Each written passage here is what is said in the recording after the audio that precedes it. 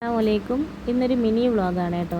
അപ്പം റമദാൻ മാസത്തിലെ എൻ്റെ ആ ഒരു ദിവസത്തിൽ അത്രയധികം ഓർഡർ കിട്ടിയിട്ടുണ്ടായിരുന്ന ഒരു ദിവസമാണ് ഇന്ന്. അപ്പോൾ ഇന്ന് റമദാൻ 8 ആയിട്ടുണ്ട്.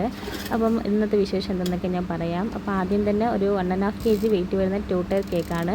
അപ്പം ഈ ഒരു കസ്റ്റമർ എൻ്റെ ഇന്ന് കേക്ക് വാങ്ങിച്ചിട്ടുണ്ടായിരുന്ന കസ്റ്റമറാണ്. നമുക്ക് ഇത്തവണ നമുക്ക് ഓർഡർ തന്നിട്ടുണ്ടായിരുന്നത്. അപ്പോൾ കാത്തു തീമിലാണ് കേട്ടോ ചെയ്യാൻ പറഞ്ഞത്. അപ്പോൾ ഞാൻ ഇതിൻ്റെ സ്റ്റാർട്ടിങ് വീഡിയോ ഒന്നും എടുത്തിട്ടില്ല, കാരണം ഓർഡർ അധികം ഉള്ളത് കൊണ്ട് തന്നെ ഞാൻ ഇതിൻ്റെ സെറ്റിങ് മാത്രമേ എടുക്കുന്നുള്ളൂ. പിന്നെ അതിനുശേഷം വന്നിട്ടുണ്ടായിരുന്നത് ഒരു 1/2 kg വെയിറ്റ് വരുന്ന മിൽക്കി നട്ട്സ് കേക്കാണ്. നമ്മുടെ ട്രസ്ലെച്ചസ് കേക്കായിട്ടാണ് കേട്ടോ ചെയ്യാൻ പറഞ്ഞിട്ടുണ്ടായിരുന്നത്. അപ്പം പാലും മിൽക്ക് മെയ്ഡും ഫ്രഷ് ക്രീമും കൂടിയിട്ടുള്ള സോക്കിങ് ചെയ്തിട്ടുണ്ടായിരുന്ന ആ ഒരു മിക്സാണ് ഞാൻ കേക്ക് സ്പോഞ്ചിൽ ഒഴിക്കുന്നത്. അപ്പോൾ ഈ ഒരു ടൈപ്പിൽ നമ്മൾ ചെയ്യുമ്പോഴത്തേക്കും ഇതിൽ 2 ലെയർ മാത്രമേ കിട്ടുള്ളൂ കേട്ടോ, കാരണം പരത്തിയിട്ട് ഹാർട്ട് ഷേപ്പിൽ ചെയ്യാൻ കസ്റ്റമർ പറഞ്ഞിട്ടുണ്ടായിരുന്നു. പിന്നെ അതുപോലെ തന്നെ ക്രീമിൽ മിൽക്ക് മെയ്ഡും കൂടെ മിക്സ് ചെയ്തിട്ട് ആ ഒരു മിക്സ് കൊടുക്കുന്നുണ്ട്. പിന്നെ നട്ട്സ് ഞാൻ ഇടുന്നുണ്ട്. നമ്മുടെ ബദാം ചോപ്പ് ചെയ്തിട്ടാണ് കേട്ടോ ഇട്ട് കൊടുക്കുന്നത്. പിന്നെ അതിൻ്റെ മുകളിലും കുറച്ച് മിൽക്ക് മെയ്ഡ് ആഡ് ചെയ്യുന്നുണ്ട്. അപ്പോൾ കറക്റ്റ് ആ ഒരു ട്രസ്ലെച്ചസിൻ്റെ ആ ഒരു ടേസ്റ്റ് കിട്ടും കേട്ടോ. പിന്നെ മുകളിലത്തെ ആ ഒരു ലെയർ വെച്ചിട്ട് നല്ല രീതിക്ക് തന്നെ സോക്ക് ചെയ്ത് കൊടുക്കാം. എന്നിട്ട് ഇത് ജസ്റ്റ് ഒന്ന് ക്രം കോട്ട് ഞാൻ ചെയ്തെടുക്കുന്നുണ്ട്.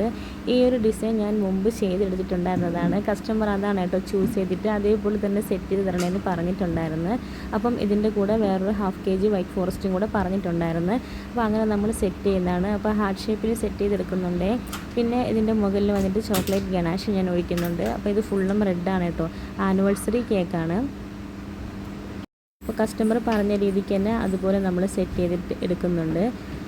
പിന്നെ ഇതിനിടയ്ക്ക് തന്നെ വേറൊരു കസ്റ്റമർ വിളിച്ചിട്ട് ഒരു 1/2 kg നമ്മുടെ കേക്കും കൂടെ പറഞ്ഞിട്ടുണ്ടായിരുന്നു കേട്ടോ.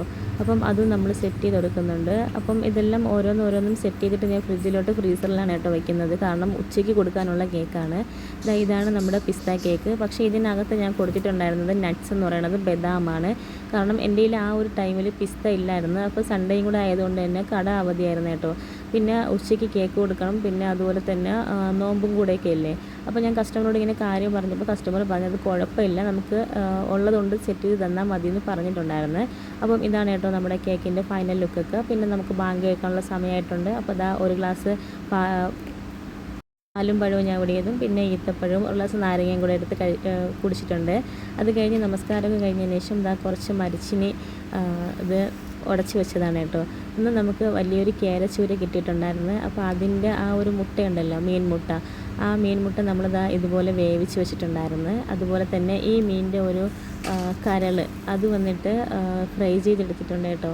അപ്പം അതും കൂടെ ഇതിൻ്റെ കൂടെ ഞാൻ വയ്ക്കുന്നുണ്ട്. അപ്പം വലിയ ഒരു 16 കിലോ ഒക്കെ വെയിറ്റ് വരുന്നൊരു കേരച്ചൂരായിരുന്നു കേട്ടോ. അപ്പം അതിൻ്റെ ആ ഒരു കരൾ വന്നിട്ട് വലിയൊരു കരളായിരുന്നു. അപ്പം അതും നമ്മൾ ഫ്രൈ ചെയ്ത് വെച്ചിട്ടുണ്ട്.